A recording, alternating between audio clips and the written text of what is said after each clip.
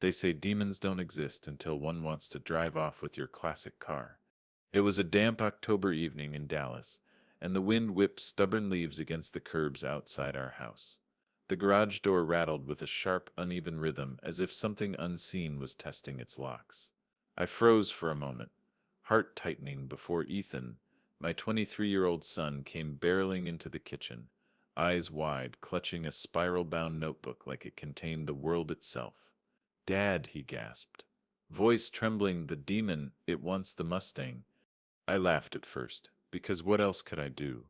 A 1969 Ford Mustang isn't haunted. It's decades of hard work, polish, and memory, every dent and scratch accounted for. But Ethan's voice cracked in a way I hadn't heard before, and the shadows in the garage seemed to twitch with the words he spoke. Before we continue, please subscribe to the channel and tell us where you're listening from. Before we continue, please subscribe to the channel and tell us where you're listening from. He dropped into a chair, turning the notebook toward me. Margins scribbled with jagged lines, crude sketches of a dark figure looming over the Mustang, hands wrapped possessively around the steering wheel. I flipped the pages slowly, heart thudding, until my phone buzzed. An email from my brother-in-law blinked on the screen, asking pointed questions about appraisals, insurance, and ownership. The timing of it knotted my stomach into a tight coil. I walked through the garage, each floorboard groaning underfoot, papers rustling, receipts from June and August. $1,200 for a carburetor, $2,800 for a full engine overhaul, lay scattered across the bench. I underlined dates with deliberate care, treating them like pieces of evidence rather than mundane bills. Ethan whispered lines from his diary. He waits, he watches, the keys are his. Faint echoes that slithered through the hall, almost eerie in their timing. Even the distant hum of traffic seemed louder, vibrating through the walls. I began cataloging everything: exact times, dates, document numbers, the $2,800 engine bill, the spiral notebook, the suspicious email. They formed a trail of breadcrumbs. I smoothed the receipts, slipped them into the drawer under the Mustang's title, and double-checked the locks. If this demon was a ruse, I would need airtight documentation. Outside, wind rattled the windows. Floorboards creaked under imagined footsteps. The garage fan hummed faintly.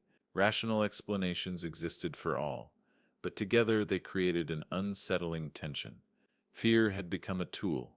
Each sketch I made, every note jotted in my ledger, every auditory cue, flickering light, metallic clank, whispered phrase, was recorded for a future that required precision, patience, and strategy. By nightfall, the laugh that greeted Ethan's story was gone. Sitting in bed, listening to the city hum and floorboards whisper, I felt something shift. What began as a chilling Halloween tale of demons had transformed into a seed of deliberate, methodical planning. Greed and betrayal were real.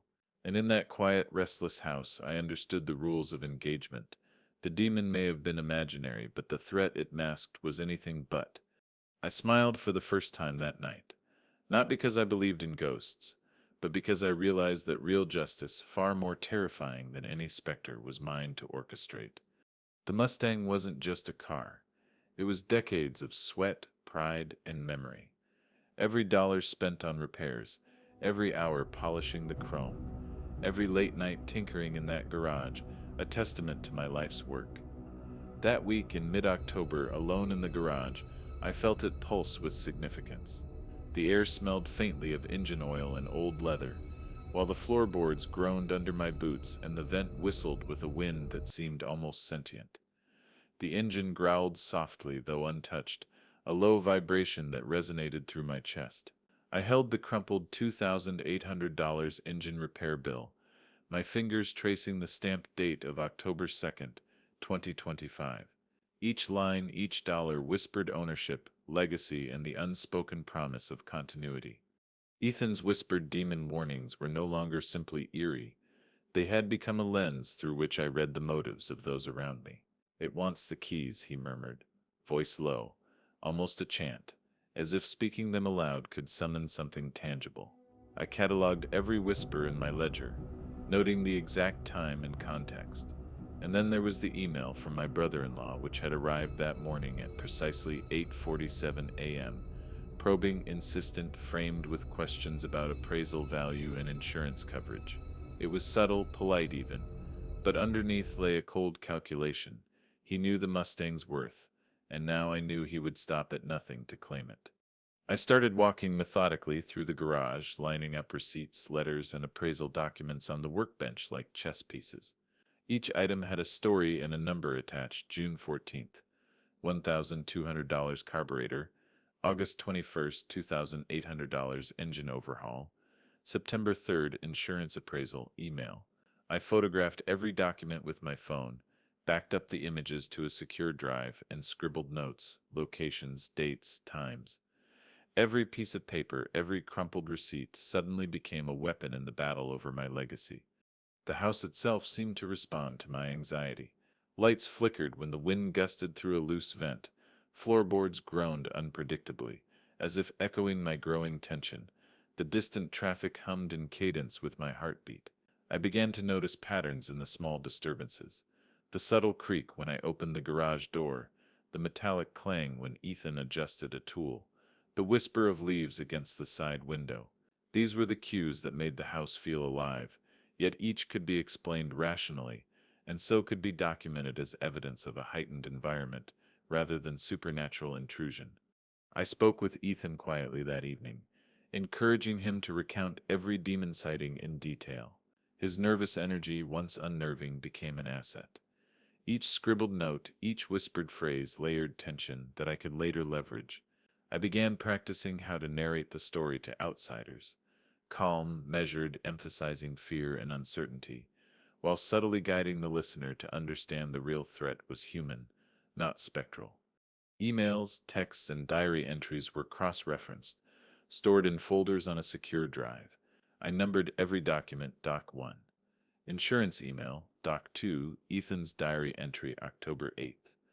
Doc 3, engine repair receipt. Each notation felt like staking a claim on reality itself. I could see the outline of a strategy forming, a precise, patient, and methodical plan that would not just protect the Mustang but expose the human greed behind the demon facade. That night, I sat in the garage beside the Mustang, running my hand along its polished hood.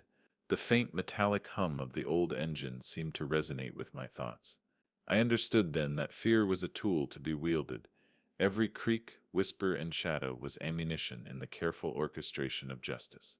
Rage intertwined with focus, forging a resolve that had been absent in my initial shock. My legacy was under threat, and I would defend it with law, cunning, and patience. The Mustang was not just a car, it was leverage, proof, and the axis around which the coming storm would revolve.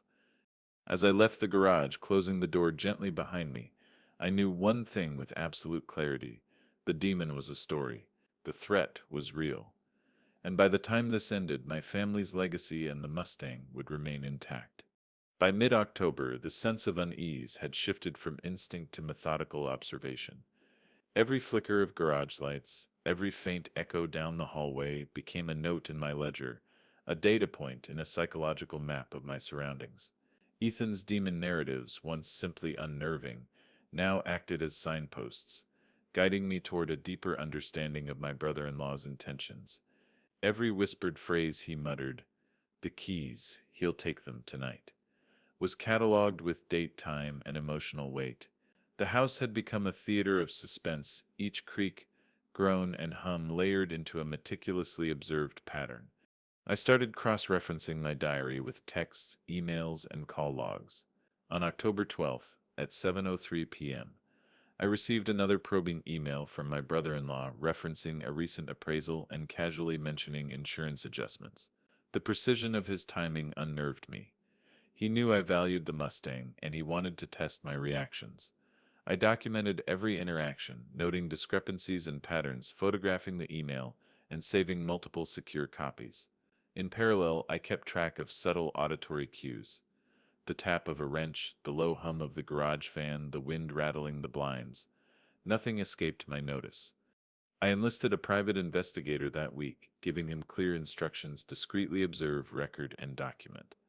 Surveillance footage captured my brother-in-law visiting a local appraisal office on October 13th, his expression carefully neutral but hands busy with paperwork and phone calls. Meanwhile, my lawyer reviewed every email, ensuring each could serve as admissible evidence. I realized the demon story, while staged for psychological impact, also provided a natural cover for observing human greed without alerting him to the scrutiny. Each night, I walked the garage, strategically placing shadows and sounds to create heightened tension. Floorboards groaned where my footsteps landed. Lights flickered unpredictably, subtly timed. Metallic clicks echoed faintly as if the Mustang itself whispered warnings. Ethan participated, whispering phrases from his diary at carefully calculated intervals, his nervous giggles punctuating the quiet house. The combination of observed evidence and staged cues turned my home into a living, breathing instrument of awareness. By the end of the week, I had cataloged every piece of information: emails, receipts, diary notes, phone logs, and PI observations.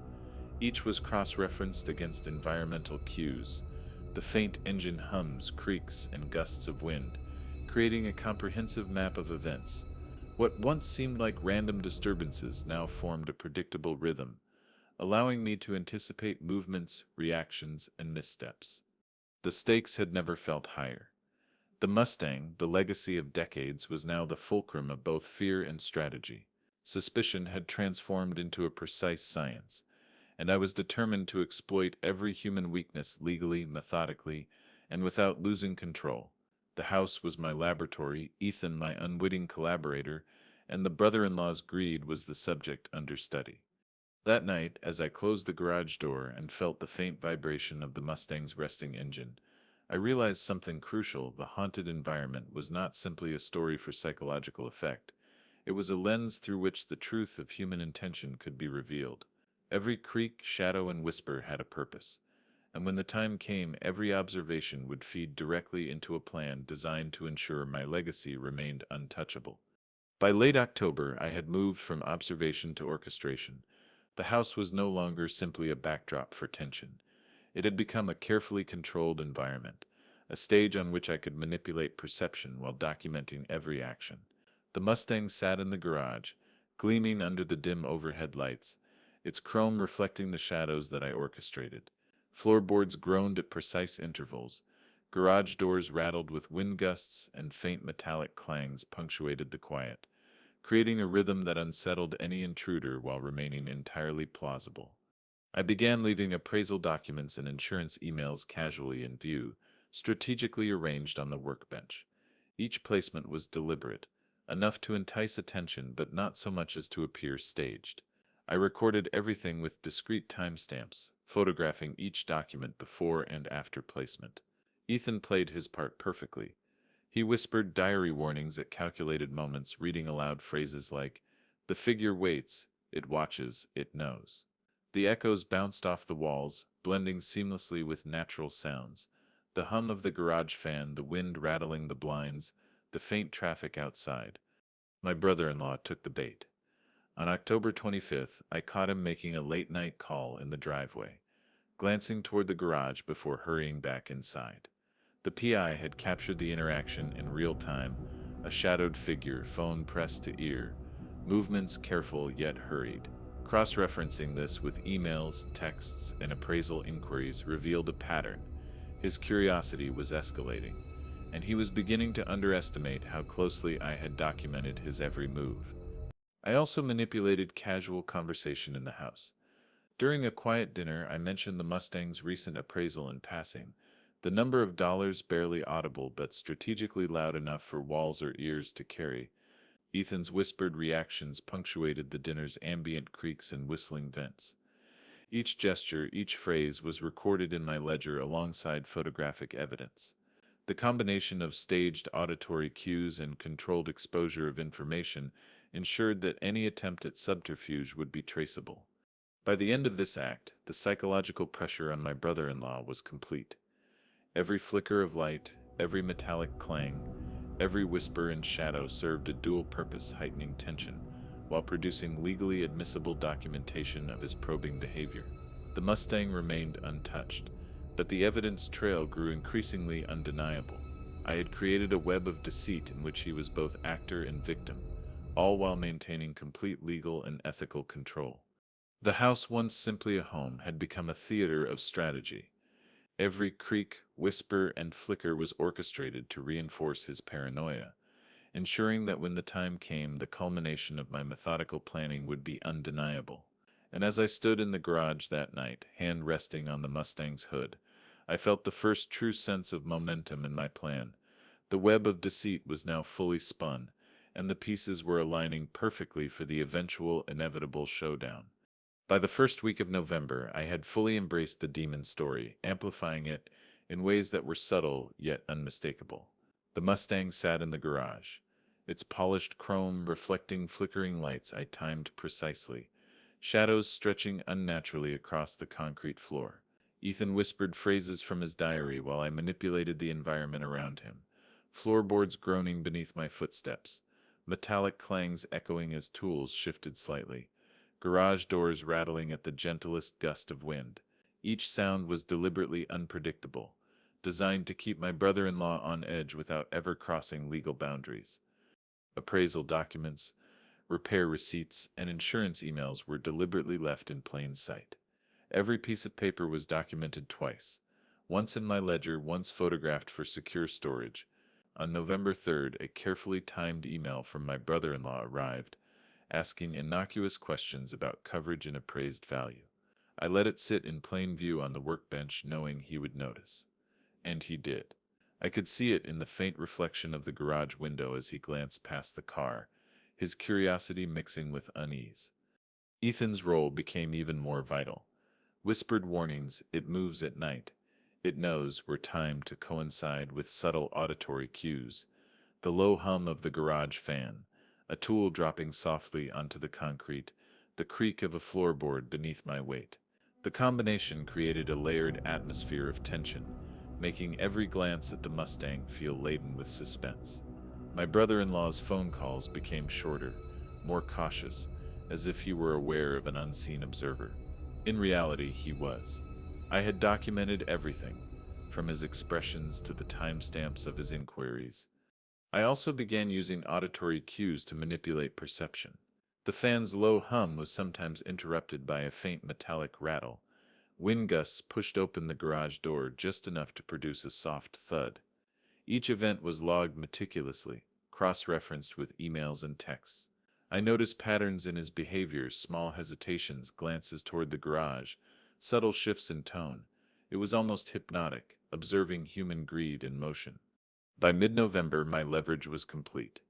Every creak, whisper, and flicker was intentional.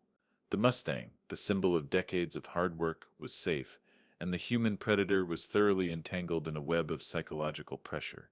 I had transformed fear into strategy, turning the legend of a demon into a tool of lawful manipulation. Every staged auditory cue, every visible document, every whispered warning contributed to a foundation that could withstand scrutiny in court. I stood in the garage that evening, hand resting on the Mustang's hood, listening to the layered creaks and distant wind. The house, alive with subtle cues, had become an instrument of justice. I realized then that psychological maneuver wasn't about intimidation for its own sake. It was about control, foresight, and timing. By the time the final confrontation arrived, my plan would be unstoppable, precise, and undeniably lawful. Family dinners had transformed into performances of subtle tension. The house was alive with whispers, creaks, and shadows that seemed to move with intent. Floorboards groaned unpredictably. Lights flickered when the wind gusted through slightly ajar windows, and the faint metallic hum of tools resting in the garage punctuated the quiet. Ethan's nervous giggles and whispered diary lines added layers of suspense, each sound strategically timed. Every auditory cue reinforced the story of the demon, while subtly nudging my brother-in-law toward revealing his own intentions. On November 7th, during a casual dinner, I mentioned in passing that the Mustang's appraisal had increased, letting the words hang in the air long enough for him to notice. I watched him shift in his seat, a micro-expression flitting across his face, captured later on surveillance footage. He asked no questions aloud, but I cataloged the reaction in my ledger time. 7:22 p.m. Location dining room response, slight tension in voice, subtle hand movement. Small, seemingly insignificant actions like this built a pattern of evidence that would be impossible to dispute later. Outside, the wind rattled the blinds, and the faint hum of traffic created a low, steady background noise. Inside, the creak of a floorboard or the soft clatter of a tool on concrete became punctuation marks, each time to coincide with Ethan's whispers. On November 8th, I noticed my brother-in-law lingering near the garage, ostensibly checking the weather. His hesitation, captured clearly on camera, told me more than any conversation could. Curiosity was now mingled with caution, the paranoia carefully cultivated by the controlled environment taking hold. I meticulously cross-referenced every observed reaction with my documented emails, texts, and appraisal notices. Each movement, glance, or hesitation became a piece of a larger puzzle. The psychological tension was working. He began misstepping, leaving behind subtle clues that confirmed his motives. On November 9th, he inadvertently mentioned a recent inquiry about transferring ownership of a classic vehicle to a third party. I logged it immediately, email confirmation, time, and exact phrasing. Every thread of deceit he left behind would later intertwine with the evidence I had orchestrated in plain sight. Auditory cues continued to play a crucial role. The low hum of the garage fan, the slight vibration of the Mustang's engine resting silently, the faint creak of a floorboard, all orchestrated to reinforce his unease while remaining entirely explainable to any observer. Each night I reviewed the footage, receipts, and diary entries, ensuring that every auditory and visual cue was documented and aligned with the overall strategy. By November 10th, it was clear that the plan had reached a critical phase. My brother-in-law's paranoia peaked, and subtle behavioral errors became consistent. Every creak, flicker, and whisper had served its purpose, leading him to expose intentions he thought remained hidden. The house, the Mustang, and the carefully curated environment had functioned as both shield and instrument. I realized then that the demon story had achieved its ultimate purpose, transforming fear into actionable evidence while keeping my legacy intact. I stood in the garage that night, listening to the layered echoes of the day, floorboards, wind, tools, and allowed myself a quiet satisfaction. Justice was no longer a distant goal. It was visible in every misstep, every whispered secret, and every documented reaction. The stage was set. The courtroom confrontation, inevitable and precise, was now only a matter of time. November 15th arrived with a crisp, chilly wind sweeping across Dallas. The courthouse loomed, stone and glass catching the late morning sun, casting long shadows across the sidewalk. Inside, the air smelled faintly of polished wood and faint coffee, mingling with the hushed murmurs of spectators. I felt the Mustang's legacy, the culmination of decades of work, pressing against my chest like a weight, even though it sat safely in the garage. Today, every receipt, every diary entry, every staged sound, and every meticulously documented email would be tested under the scrutiny of law and witnesses. I entered the courtroom, leather folder clutched in my hands. The documents inside were layered and cross-referenced: repair receipts, appraisal reports, notarized emails, private investigator footage, and Ethan's diary entries. The pages whispered with authority as I set them neatly before the clerk. I felt the hum of the building, the soft creak of benches, the distant footsteps in the hallways. Every sound amplified my awareness. My brother-in-law walked in shortly after, posture rigid, confidence feigned, but the tension in his shoulders betrayed him. He didn't know the depth of what I had prepared. As the proceedings began, I was calm, measured. Each piece of evidence was presented deliberately. "Your Honor," I said, placing the $2,800 engine repair receipt on the table. "This is not just a repair. It's part of a documented trail proving ownership and care." The subtle rustle of the papers echoed in the high-ceilinged room, drawing attention to the meticulous order of my presentation. Next, Ethan's diary entries were read aloud, his whispers almost audible over the faint hum of the heating system.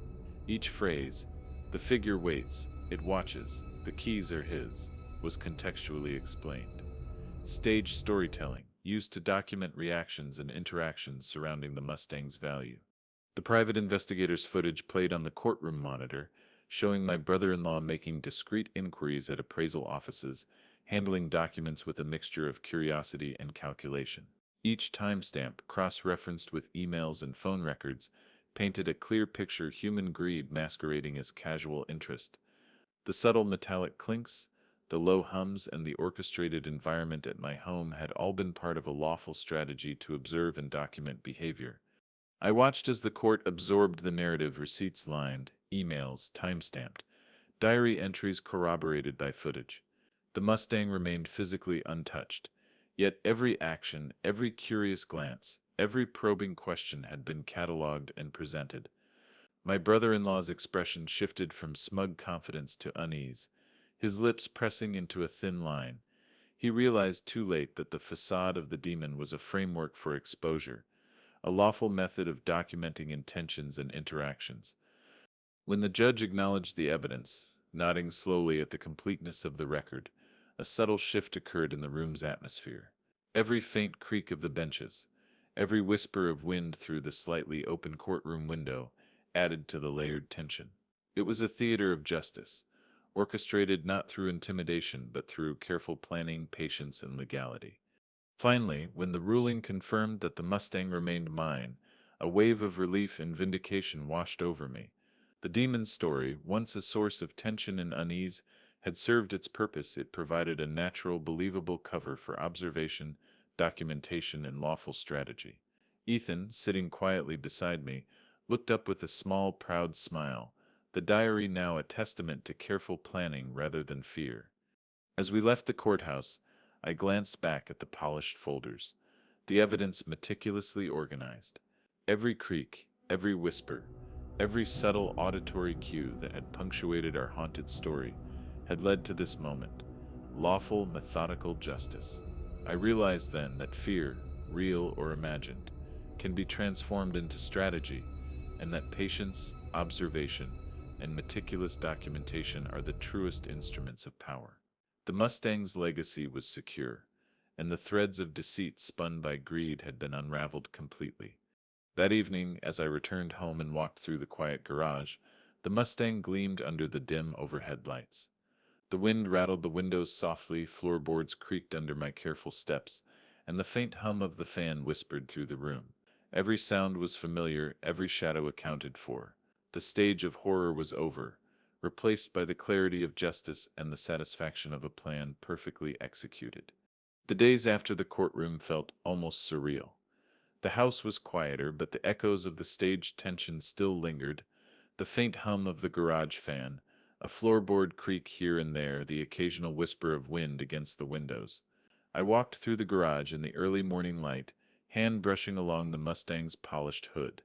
It gleamed like new, yet the room carried the memory of every shadow, every metallic ping, every whispered warning that had been meticulously orchestrated over the past month. My brother-in-law had retreated into a muted, humiliated silence. He made no more probing calls, no casual inquiries about appraisal or insurance, no subtle glances toward the garage.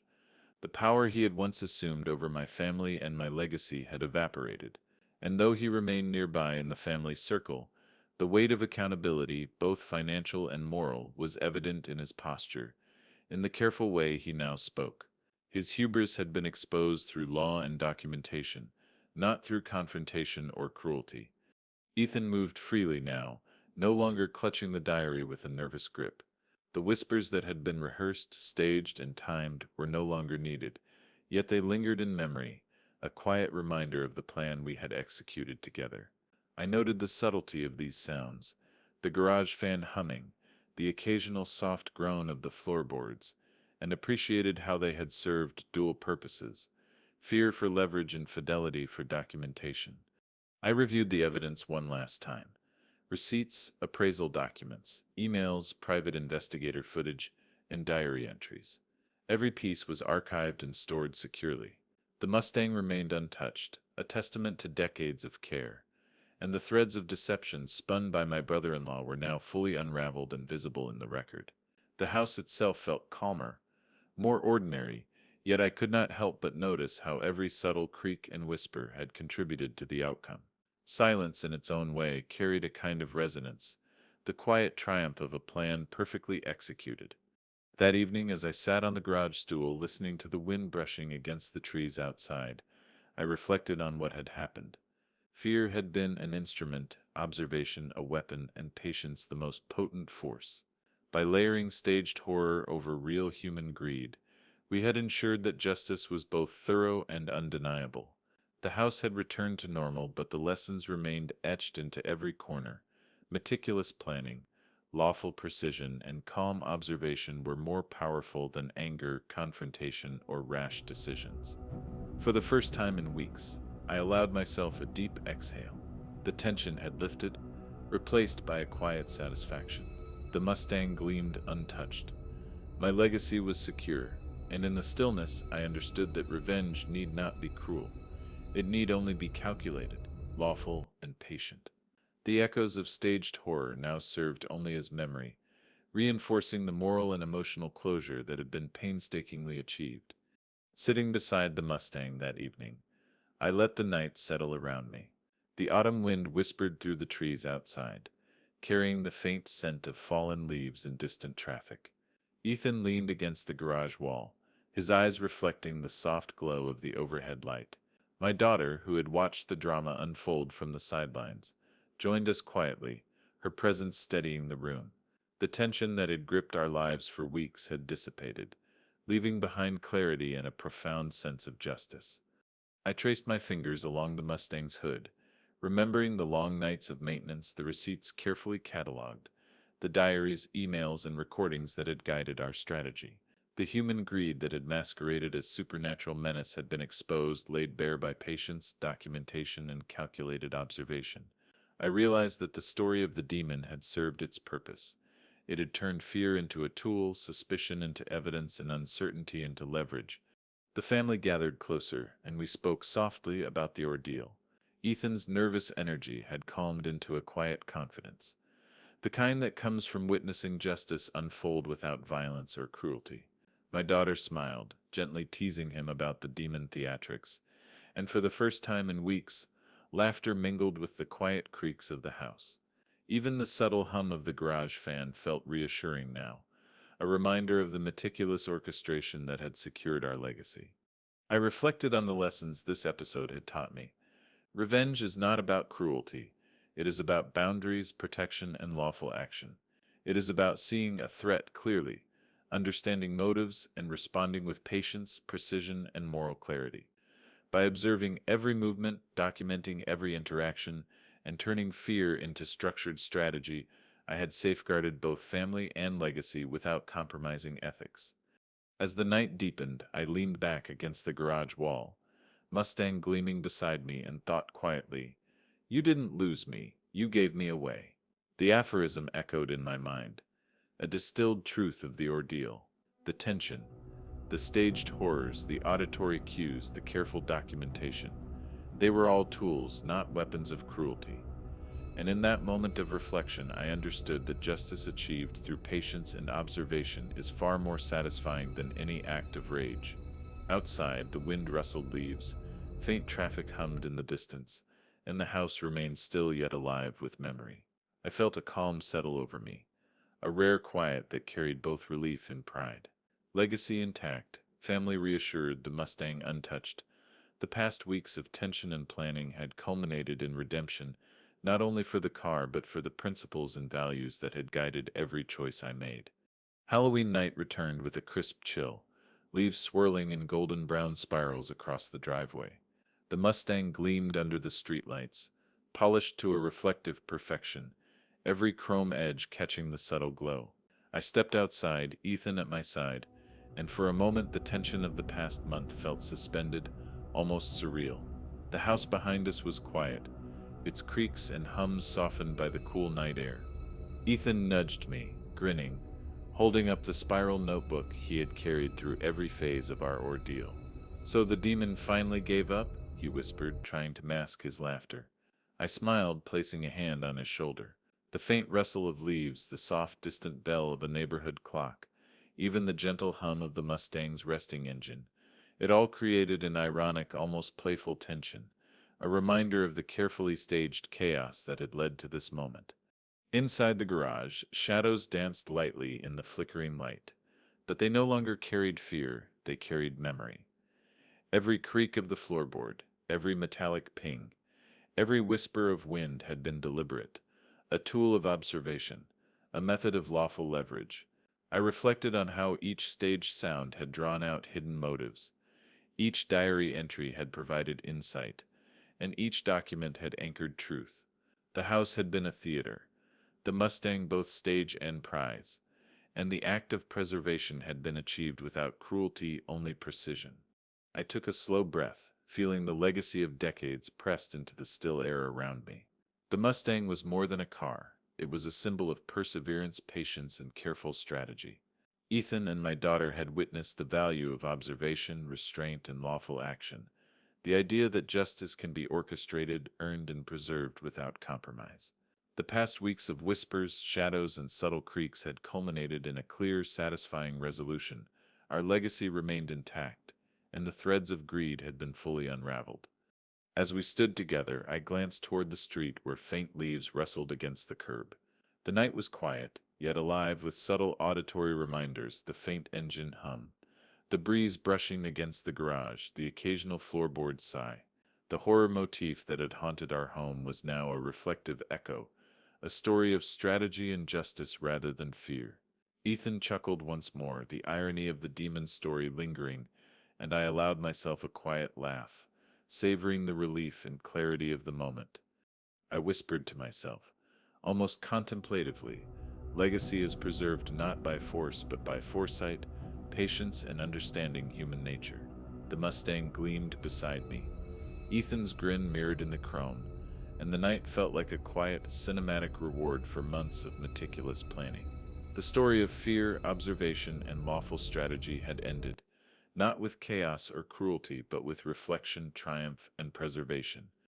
In the days after the courtroom victory, the world outside our home began to stir with quiet curiosity. Neighbors glanced at the garage with subtle interest, whispers trailing along the cul-de-sac like autumn leaves caught in a gentle wind.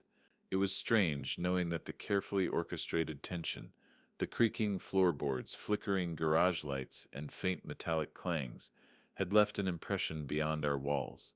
Rumors had begun to swirl. Some joked about a haunted Mustang. Others speculated about what had really happened behind closed doors.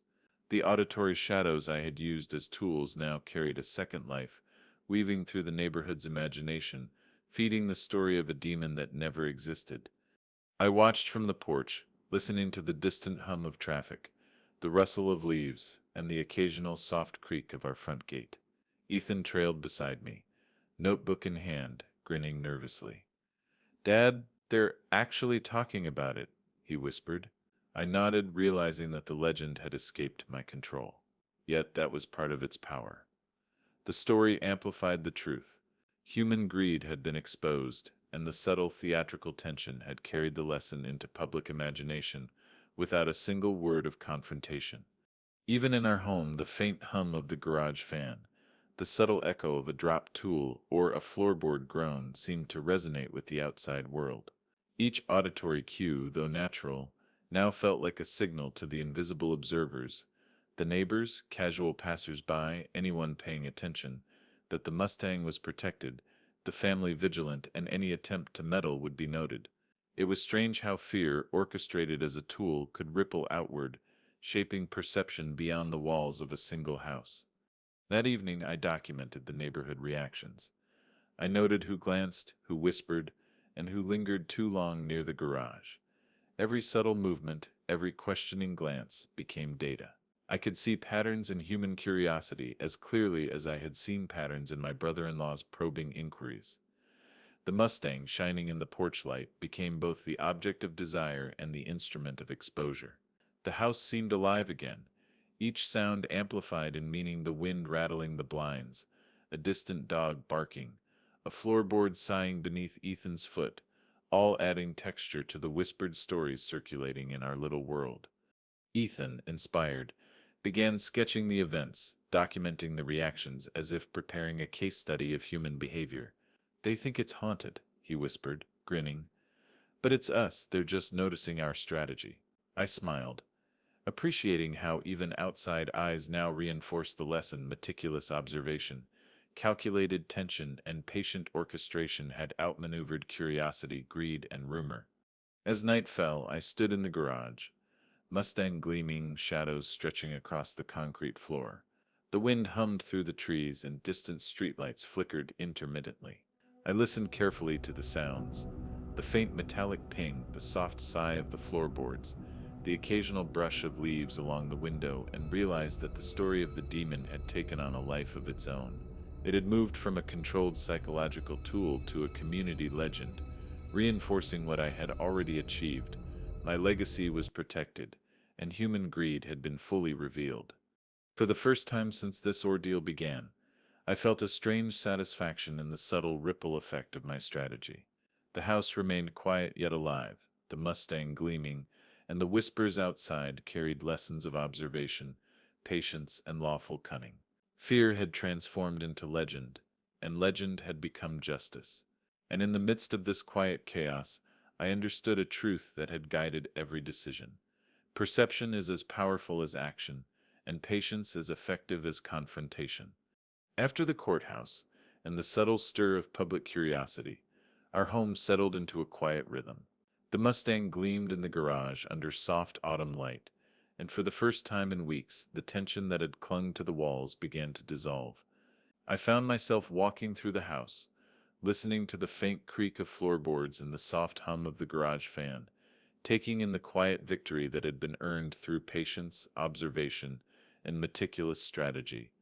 Ethan and my daughter had slowly begun to relax, no longer hovering nervously over diaries or whispering scripted warnings. That evening we gathered in the living room, the soft orange glow of lamps casting warm patterns across the walls. The air smelled faintly of wood polish and coffee, and distant wind whispered through slightly open windows, a comforting backdrop to the family conversation that began to unfold.